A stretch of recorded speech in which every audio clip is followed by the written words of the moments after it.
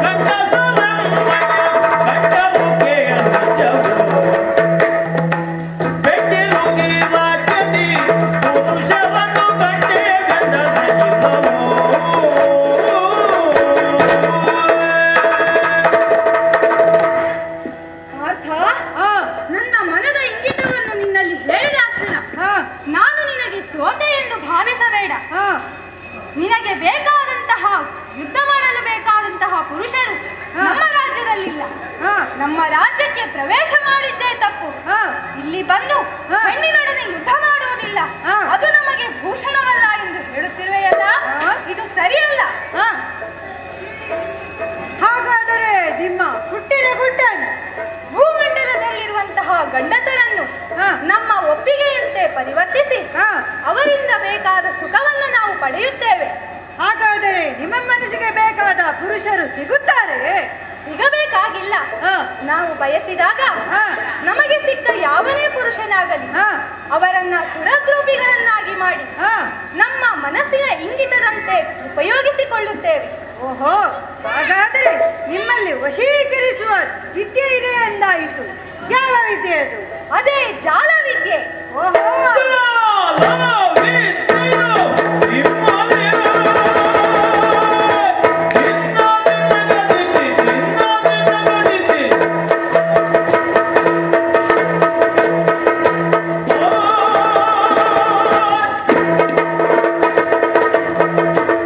ಓ ಸರುಣಿ, ಪಾಠ? ನೀ ಕೇಳು. ನಾನು ಕೇಳಿದ್ದೇನೆ ಹಿಂದೆ, ಹಾ. ಈ ಸ್ತ್ರೀ ರಾಜ್ಯದ ನಾರಿಯರಲ್ಲಿ ಜಾಲವಿದ್ಯೆ ಅಡಕವಾಗಿದೆ ಎಂದು.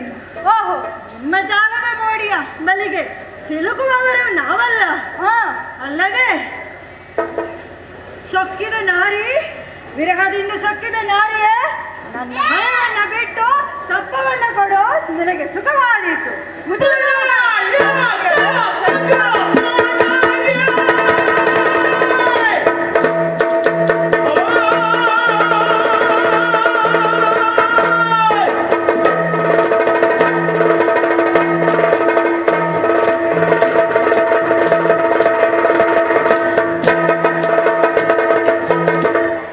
ಎಲ್ಲ ಪಾರ್ಥ, ಹಾ. ನನ್ನ ಮನದ ಇಂಗಿತವನ್ನ ನಿನ್ನಲ್ಲಿ ಪ್ರಾಮಾಣಿಕವಾಗಿ ಹೇಳಿಕೊಂಡಿದ್ದೇನೆ. ಹಾ. ನನ್ನ ಪ್ರೀತಿಗೆ ನಿನ್ನಲ್ಲಿ ಬೆಲೆ ಇಲ್ಲ ಅಂತಾದರೆ ಹಾ. ಇದೋ ಧನುವನ್ನ ಹಿಡಿದಿದ್ದೇನೆ, ಮಾಡು ದೂರ.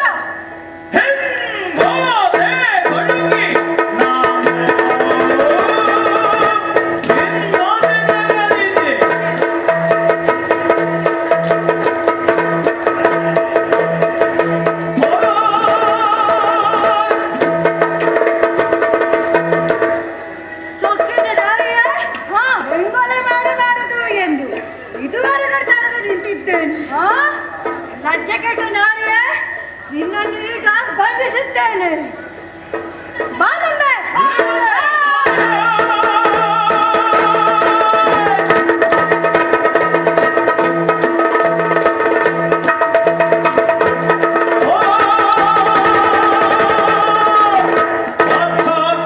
ಯುದ್ಧವನ್ನು ನಿಲ್ಲಿಸು. ಅವಳ ಇಂಗಿತದಂತೆ ಅವಳನ್ನು ಸಮಾಧಾನಪಡಿಸಿ ಒಲಿಸಿಕೋ, ಒಲಿಸಿಕೋ, ಒಲಿಸಿಕೋ. ಆಲಿಸಿದ ನಂಬರದ ನುಡಿಯನು, ಆಲಿಸಿದ ಅಂಬರದ ನುಡಿಯನು, ಕೋಲ ನಿಳುಗಿಯ ಯೌವನಾಶ್ವ ಮಲಾಳ ಧ್ವಜ ಮುಖ್ಯದೊಳಗಾಪ್ತಾಲೋಚನೆಯ ಮಾಡಿ, ಕೋಲ ನಿಳುಗಿಯ ಯೌವನಾಶ್ವ ಮಲಾಳ ಧ್ವಜ ಮುಖ್ಯದೊಳ್ ಆಪ್ತ ಆಲೋಚನೆಯ ಮಾಡಿ, ಆ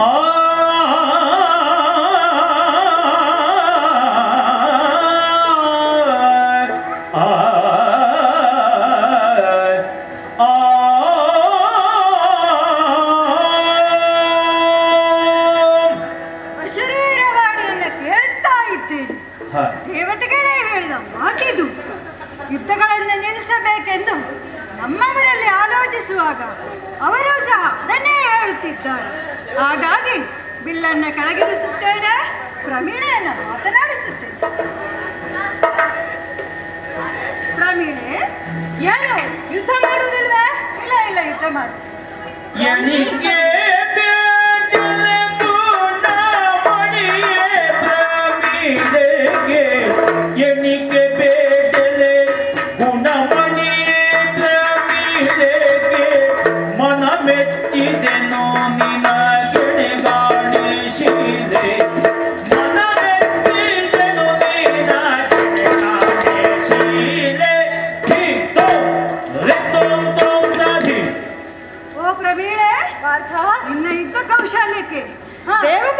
ಮನಮಿಸಿದ್ದಾರೆ. ಹಾ. ಹೇಳಿದೆ ಅಲ್ಲ, ಹೌದು. ಒಂದು ರಾಜ್ಯದ ನಾರಿಯಾಗಿ ರಾಣಿಯಾಗಿ ರಾಜಪೀಠದ ಗೌರವಕ್ಕೆ ಧಕ್ಕೆ ಬಾರದ ರೀತಿಯಲ್ಲಿ ನಡೆದುಕೊಂಡ ಸ್ತ್ರೀ ಅಂದರೆ ನೀನೇ ಸರಿ. ನಿನ್ನ ಕರ್ತವ್ಯ ಬಜ್ಜೆಯನ್ನು ಮೆಚ್ಚಿದ್ದೇನೆ. ನಿಮಗೆ ಯುದ್ಧ ಬೇಡವೆಂದ ಮೇಲೆ ನನಗೂ ಯುದ್ಧ ಬೇಡ. ಆಯ್ತು. ಬಿಲ್ಲು ಬಾಣವನ್ನು ಕೆಳಗಿರಿಸಿದ್ದೇನೆ. ಹಾ. ಸ್ವಾಮಿ, ಧೀರಕ್ಕೆ ನಿನ್ನಂಗ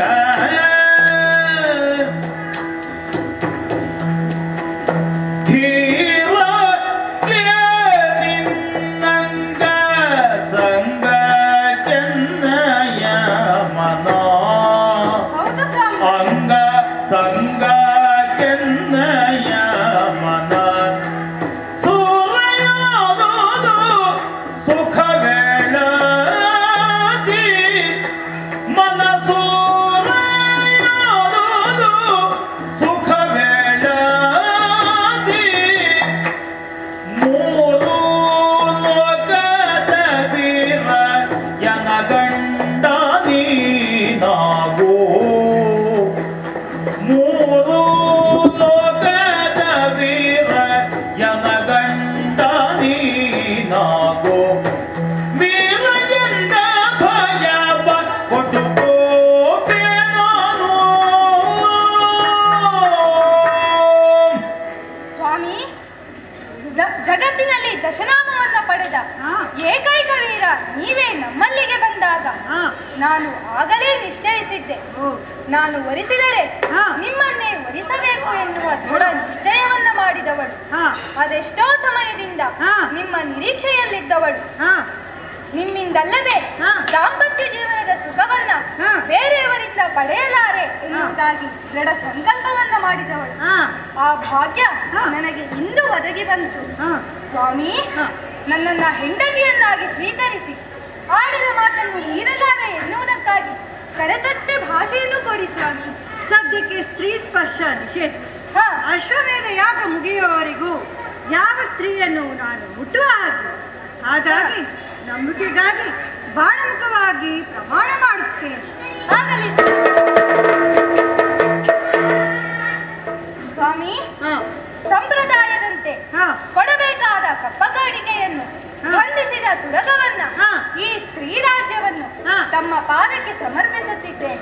ಇಂದಿನಿಂದ ಹಾ. ಇದರ ಹೊಣೆಗಾರಿಕೆ ನಿಮ್ಮದು. ಆಯ್ತು. ನಾನಿನ್ನು ಹಸ್ತಿನಾವತಿಗೆ ತೆರಳುತ್ತೇನೆ. ಹಾ. ಹೋಗಿ ಬರುತ್ತೇನೆ ಸ್ವಾಮಿ. ಆಶೀರ್ವಾದ ಮಾಡಿ. ನನ್ನ ರಾಜಮುದ್ರಿಕೆಯನ್ನು ನಿನಗೆ ಎತ್ತಿದ್ದೇನೆ. ಹಸ್ತಿನಾವತಿಗೆ ಹೋಗೋ, ನಿನ್ನನ್ನು ಅಲ್ಲಿ ಸತ್ಕರಿಸುತ್ತಾರೆ. ಆಗಲಿ. ಹೋಗಿ ಬಾ.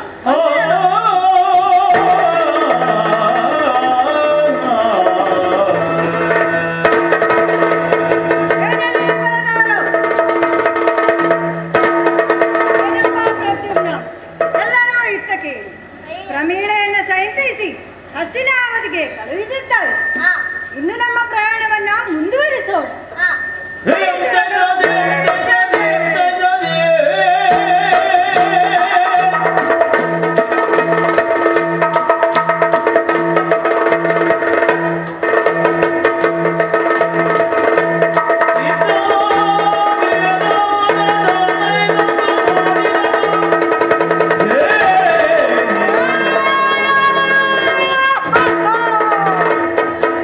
ಏನದು ಆಶ್ಚರ್ಯ! ಅರ್ಜುನನ ಪ್ರವೇಶ ನಮ್ಮ ಊರಿಗೆ ಆಗಿದೆ. ಈ ಸಮಯವನ್ನು ಚೆನ್ನಾಗಿ ಉಪಯೋಗ ಮಾಡಿಕೊಳ್ಳಬೇಕು. ಹೋಗಿ ನನ್ನ ಶಿಷ್ಯನಿಗೆ ಹೇಳುತ್ತೇನೆ.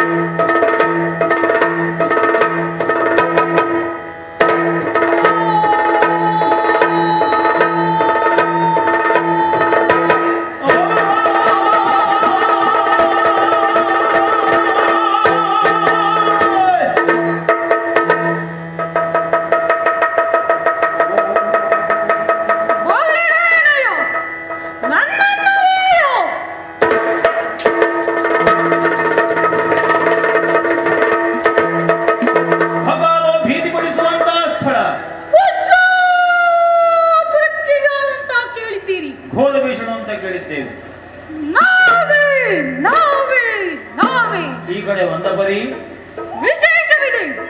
ಏನು? ಪ್ರತಿನಿತ್ಯದ ಪದ್ಧತಿಯಂತೆ ಪ್ರಭು ಪರಮೇಶ್ವರನನ್ನು ಆರಾಧಿಸಿ ಪ್ರಸಾದವನ್ನು ಶಿರಸ್ಸಿನಲ್ಲಿ ಧರಿಸಿ ನನ್ನ ಆಳ್ವಿಕೆಗೆ ಒಳಪಡುವಂತಹ ಎಲ್ಲ ರಕ್ಕಸರನ್ನು ಒಳಗೂಡಿಕೊಂಡು ಆ, ಓಲಗವನ್ನು ಕೊಡುವಂತಹ ಕ್ರಮ. ಆ, ಅದರಂತೆ ಹ್ಮ್, ಇಂದು ಸಹ ಬಂದಿದ್ದೇನೆ. ಬರುವಂತಹ ರಕ್ಕಸರೆಲ್ಲ ಸಭೆಗೆ ಬಂದಿದ್ದಾರಲ್ಲ,